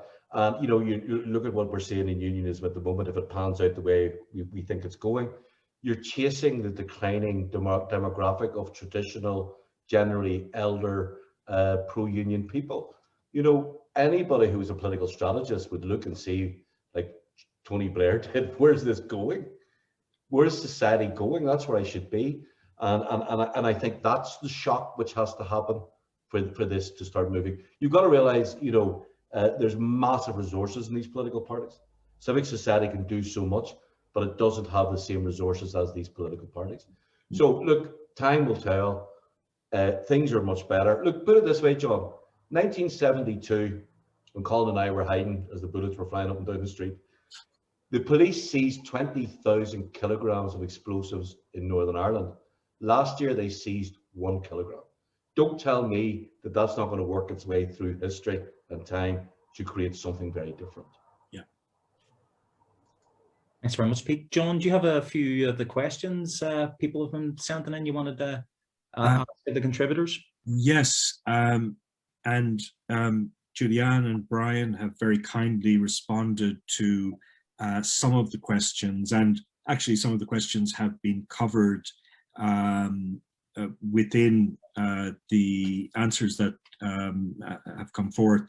I just wanted to ask a question from Andy Pollock, who everybody will know for the work that Andy has done over the years, and it's addressed to Pete. I guess anybody can contribute. Do you really believe that working class loyalists are turning I think, as you suggested earlier, Pete, to the Alliance Party in significant numbers or significant enough numbers? The thing I said earlier when we did the 2017 and 2019 survey, 18% of people who voted DUP in 2017 voted Alliance in 2019. I think the evidence there is very strong, and you can see the areas. Sorry, somebody else earlier on said I was advocating the Alliance Party, one of these questions. I was certainly not doing that. I'm saying this is where the data is going, and I think that's important. But yet again, it's the sort of question which, you know, what's really interesting about the pro-union community is nobody asks about why aren't they voting. The non-voters, they're still pro-union. They haven't changed their alliance to the constitutional question, and I think they're a really interesting constituency. That why are they not voting? Some people don't vote because they're so marginalised, and we understand that illness, disability, these are all factors. But there are people who simply go, which Juliana's illustrated very well. None of these people do anything for us, and Brian illustrated that. And I think that's as much the tension now is the tension between communities and leadership, and the lack of leadership, than anything else. Anyway, I've spoken more than everybody else, so I'll stop there. Great. There's another question from my colleague Jamie Saris, Department of Anthropology in Maynooth, which is about the relationship between British identity and unionism. And Jamie asks, is there a disappointment, to put it mildly, in the unionist community in Northern Ireland about the way in which Brexiters in the UK and the Conservative Party and elsewhere seemed completely indifferent to the fate of Northern Ireland prior to the referendum in 2016, and indeed subsequent to that, if you take out the functional sort of importance of the DUP during Theresa May's premiership, that in many ways Conservatives in particular have been completely indifferent both to unionists and nationalists in Northern Ireland. I wonder how our panelists would respond to that question. May I come in on that one? Of course, Alison, yes. I think there's an element within unionism that has been perpetually disappointed in Britain for the last 100 years. And for them, this is another example of how Britain, England, does not want Northern Ireland. I think that the DUP's current difficulty is linked directly to this, to how Brexit panned out when they went from being the kingmakers, so to speak, to now really leaving with egg on their face over the protocol. And I think that's a real difficulty for some elements in unionism. But if we go back to looking to the future and what's the case for being pro-union, I think there's a conversation. I mean, I said a conversation needs to happen in the south of Ireland as to what a United Ireland would mean. Is it a new Ireland or United Ireland? I think a similar conversation has to happen. Julianne made the point about, you know, can't keep constantly harking on about a health service which is actually systematically being privatised and dismantled by a Conservative government. And you know, a conversation needs to happen about what does the union mean. I was listening to a podcast yesterday that very succinctly described how when devolution came in for Scotland, Wales and Northern Ireland, that it was very much a carve up. These are devolved issues, these are reserved matters, and no sense of how you actually coalesce a United Kingdom with devolved regions to actually deliver government and governance for people. So I think that looking to the future, that is very much a conversation that needs to be had, not just in relation to loyalists in Northern Ireland, but also in relation to what's happening in Scotland and the growing noises that are coming from Wales now as well. There's another very good question from Terry Wright, and Terry asks, what can the government in the Republic do in the short and longer term to help stabilise politics in Northern Ireland? Perhaps I'll come back to you, Julianne, and then to Brian on that one. What should Dublin be doing, do you think, to instill confidence in Northern Ireland about the future? I think they're a co-guarantor of the Good Friday Agreement, and I'd recently said that both the British and the Irish governments need to treat the situation as it is in Northern Ireland for the crisis that it is, for that dysfunctional and myopic state of governance. I think we very much need that Good Friday Agreement, so the mechanisms for the institutions for the governance in Northern Ireland need to be reviewed, and that can only be initiated by the parents that are still holding our hands at this point in time. So I do believe that, you know, both governments need to roll up their sleeves and revisit the Good Friday Agreement, be it 2.0 or tweaking what was already agreed, but that revisiting that same spirit and re-establishing that same spirit that was intended at the time. The only thing I wanted to add what Allison said there, and it's something to say time and time again, we need Northern Ireland to work. And for me, it's not about, is it the either or the or, you know, there's a third way. It's not just about pro-unity, and it's not just about, you know, remaining pro-union. The third way is making Northern Ireland work. For me, I share the politics of Pete about social justice and inclusion. And I find that in Northern Ireland, through devolution, we are protected from the very worst of Tory austerity and Tory policies that are west of the new border, and protect us from the Tory south of the disappeared border. And Brian? In terms of Terry's question, yeah, I mean, as indicated at the very start, I mean, the Southern government have been key contributors, I suppose, to that tension that's been generated from Brexit and the protocol, and quite comfortably sat in that anti-unionist narrative. So they need to start showing a larger degree of generosity. I mean, in 1933, De Valera said at the principles of end partition, or to end partition, we first need to make the Republic a warm home for Protestants. Jack Lynch repeated that in 1907, and even Micheál Martin recently said the same thing. So I think there has to be, you know, a kind of a more forthright honesty around that. But in saying that, I mean, from our experience again on the ground, I mean, even in events like this, I think there has been a kind of willingness, a far higher level degree of honesty around these conversations. And when we have them, even some of the coverage that RTE have covered, they seem to take away, they're quite keen to take away the binary politics and get into the hard issues. So I think they need to kind of to show that understanding and continue to show that understanding and show that generosity. Yes, there's another question which directly connects to this from Leslie Leroux, who asks about the current government in the Republic, the Taoiseach's Shared Island Initiative. And she asks, how should unionists engage with the shared island? And if I may as well, is there a perception in the unionist community that in some ways Micheál Martin is a better Taoiseach for unionism than Leo Varadkar, that in some ways, to put it pejoratively, I don't quite mean that, but he's less dangerous to unionism, that he seems genuinely more interested in the kind of interdependence model that Pete's article in The Guardian on Monday framed very successfully. So on the shared island, what is it that the unionist community should be doing or should be engaged with? If I could say something, John, every single person in this Zoom has engaged. Yeah. We are engaging. We are taking part. This is part of this sense that because Arlene doesn't go, it doesn't mean Julianne and Alison and Brian don't go. It doesn't mean that we don't understand the need to build north-south relationships. As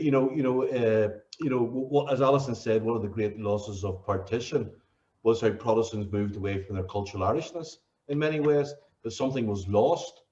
And many of us understand that, and many of us, have not completely moved away from that perspective of what partition did.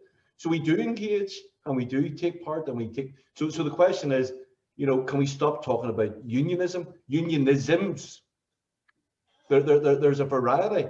You have this term Republicans and nationalists, and then you have this term unionists and loyalists. But loyalists meaning dodgy people, okay? But so part of this whole process, as Brian says, the positivity of engagement, is can we pluralize who we are, and also one of the things about this, and we all have our bugbears, can people stop treating us as objects? There's something that needs to be done to us. We need to be cured. We need to be fixed. We need to be made right. A wee bit of the old conversion therapy, maybe. But can we change this way in which we talk about unionism? You know, my politics are probably not much dissimilar to yours, John. I assume you and I want to build relationships across the island. We want to see where that takes us.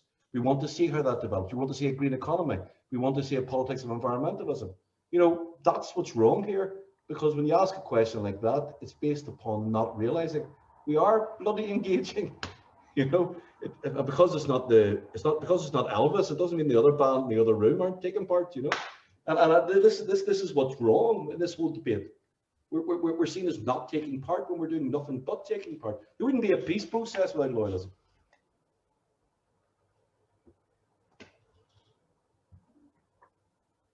Does anybody else want to come back in? May I? Very quickly. Pete's right. At least Brian, Julianne and I are all engaged with the Shared Island Unit, and conversations that I've had separately with the DFA have been very much pushing them to move it beyond talking into actually creating some practical aspects of it. I know there's a big budget, but it's largely going towards infrastructure, which is good. We definitely need to fix the infrastructure on this island. But for the Shared Island Unit to actually deliver on its promise, I think it needs to move into that space.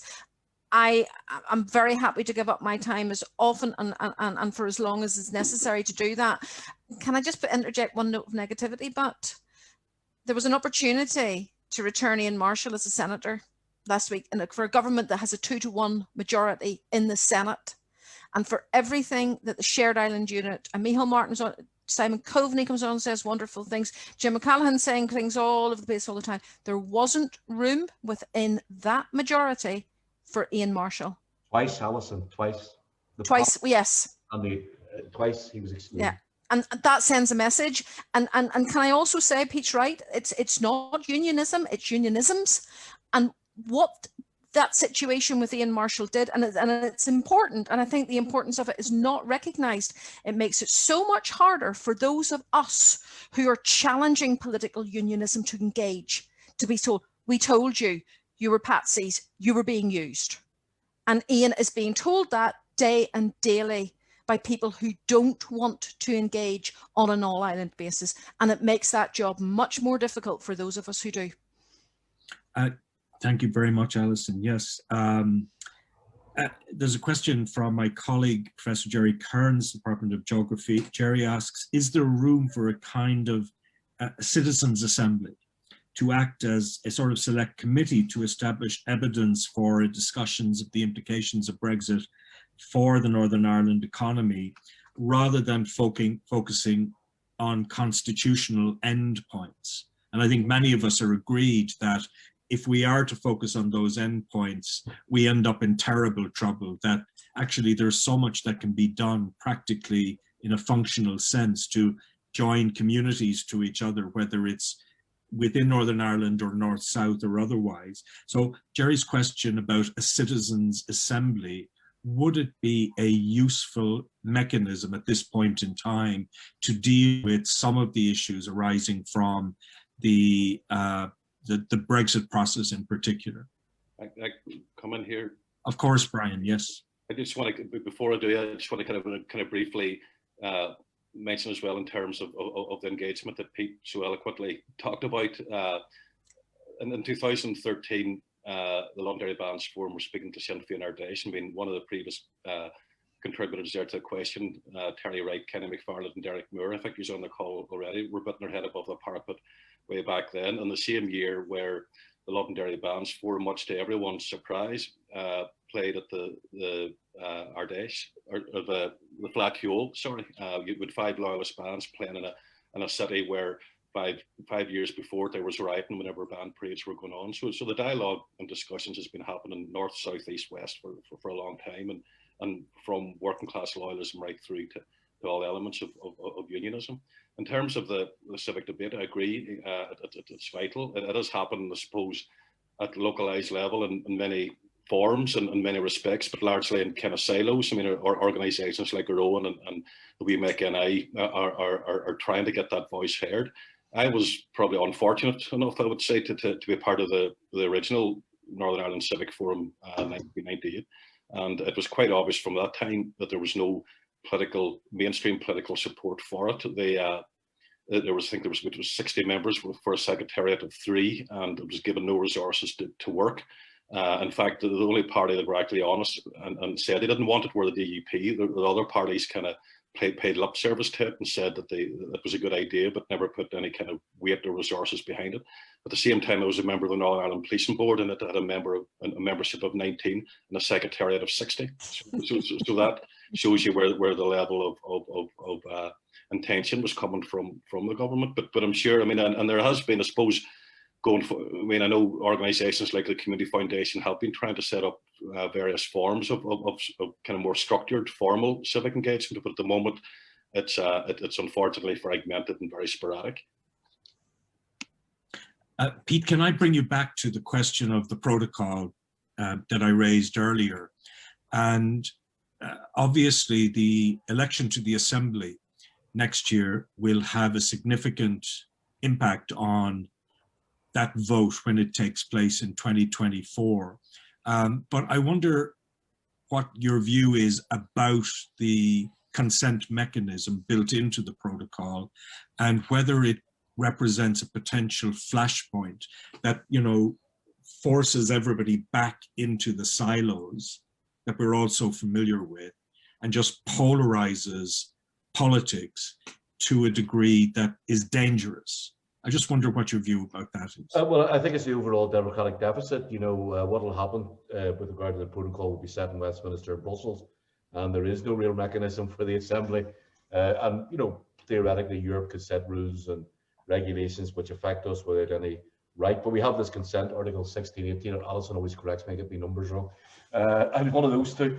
So first of all, within that, you need 40% cross-community support. So the likelihood of getting that is virtually nil. Unless the protocol is a complete disaster and we're eating grass and we're not getting our medicine. So the protocol as a disaster might drive some consensus, but unlikely. You know, what's also important here is exactly what you say, John. It keeps this contentious issue on the burner, and it's also part of the fiction that you can get rid of the protocol. All you can do in the Assembly is vote on Articles 5 to 10, right? What happens then is it goes back to the negotiators, etc. And this is the same as the REC border, which is a goods checking. It's not, it doesn't exist. So it's that thing. And one of the things that's really important here, when you talk about civic space, etc., it's critically important that pro-union people engage in the frameworks that are now there, the joint committee, the subcommittees, and start to put forward. Because Europe doesn't understand the identity issue. It just doesn't understand that there are 2 dominant communities in this peace process. And I'm not saying that was done on purpose, but there was so much weight put into the North-South relationship, which I agree with and was right, and that's perfect. But so little was thought about as the East-West relationship. So Europe has to understand that this is it's the big problem we have here is that big burdensome technocratic machine that is Europe, which doesn't understand when you feed something into it, what you create in that Northern Ireland is a societal issue, not a trade, goods, accountability, goods at risk issue. So they worked out one way to stop conflict by creating another, not purposefully but of course, what's also important here is unionism didn't go and talk to Brussels. That's a very important issue, and it brings me to a question which is raised by another. Sorry, John, can I just add one thing to what Pete Sure. has said, just very quickly, because I think it's important. So basically what happens is Britain and Ireland get to move on from Brexit, and Northern Ireland lives with it perpetually. And the issue for that, outside of what Pete has talked about, is the chill factor that will have on investment. For those firms who may have been persuaded to come here to trade within Europe and outside of Europe, who's going to do that on the basis that it may be overturned within 4 years? And I think that is a part of this that is always overlooked and is really, really important to our future prosperity. Yeah, And I'm going to bring in this question from my colleague and friend, Francis Jacobs, former head of the European Parliament office in Ireland. But I have to say, at this point, Francis and I, over many years, we've taken students to Brussels, and always one of the highlights of our trip and the most hospitable place was the Northern Ireland office in Brussels, where we've held many events over the years, always incredibly accommodating and very friendly to us. Now, Francis, to pick up Peake's point, asks about unionism and why it has put, what Francis says is so little emphasis on lobbying for itself on the European or international stage. And I don't know whether consciously or consciously he's thinking about the Irish lobby in Washington or elsewhere and saying or asking, well, why hasn't unionism, sort of as heterogeneous as it is, and as you've very fairly pointed out, made that case internationally in the way that nationalism has? It's not that they haven't been pleaded with to do it, and that senior figures within unionism, I know people who were involved with Trimble and said open an office in Washington, and you know, there is that part of that. There is a section in unionism which is just little Northern Irelander, and which doesn't think that you speak to anybody, never mind the person across the road, never mind going to America and putting your perspective. And of course, you know, the argument we always make with them is, you know, Americans are, you know, the neoliberal investors. You know, they couldn't be closer to the DUP politics than anybody else is. And it's just that, look, it's a political leadership which is just not fit for changing times. And I think there's just connected to that very question, Pete. Anthony Suarez of the Center for Cross-Border Studies asked, in relation to the protocol, Pete refers to Europe, the EU not perhaps sufficiently understanding the identity issues in Northern Ireland. Could the same not be said, he argues, for the UK government, you know, not understanding or not wanting to understand the nature of the EU single market, for example, and the compromises that it would have to make on Brexit, and you could argue deliberately lying about what it was actually doing. Think of Boris Johnson coming to Northern Ireland and drunkenly saying there would be no border in the Irish Sea and all of that. Doesn't London bear a significant responsibility for what has happened? Without doubt, no doubt about that. I think it's just not without any doubt. And you know, and pretty much the conversations that are taking place now are very much from the British government. You know, tell us what this identity issue, tell us what this is. And then yet again, you're going to enter into negotiations by bringing in the very thing. Well, here's one argument you need to hear, but of course you have to hear the argument that's coming towards you from Europe. And you know, dressing it up as Europe's just technocratic and, you know, doesn't listen and stuff like that. It's too simple. It's just too simple, you know. And I think hopefully that, you know, the only potential here is that there's negotiations ongoing, and that there are these mechanisms to put information in. And but I think hopefully what Europe is now starting to understand, and all the actors in this starting to understand, is that this is not a trade issue. It's an identity issue in many ways. And I think that's the bit where the proper, rational, reasoned, evidence conversations could possibly, you know, what we need here is the most frictionless East-West trade that you can imagine. And I also would say Europe has bent over backwards in many ways. It has done things it just wouldn't do. If we were doing this with another EU member state, I don't think, if there hadn't been their investment in our peace process, I'm not sure you would have got what we got. Sure, yeah. I think in response, people might say, well, you know, people in London and above us have to understand that the core of what the European Union is and does is the single market. That remains the case after many years, and that's part of the issue.